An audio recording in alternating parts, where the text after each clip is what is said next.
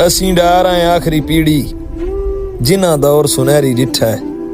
नीवियां नीवियां कद्धां आले, कच्चियां वेड़ियां गारियां आले, लकड़ी दे दरवाजियां आले, सारे जदन मकान आए होंदे, धरती ते इंसान आए होंदे।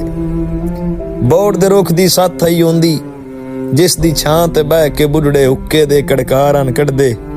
देसी टप्पे ढोले माइये खूह ते बह के गांदे लोक हन। VCR दा दौर भी डिठा है, रीलां ढेर भरा के सुनियां। फैशन दी ना कहनू कस आई, सादे दौर दी अपनी चस आई। जट्टियां दुध रिड़केंदियां डिठियां, मोम दे नाल बनाइयां गुड्डियां, शौक तू वंज के मेले वेखन, मौत दे खूह दियां टिकटां भरियां।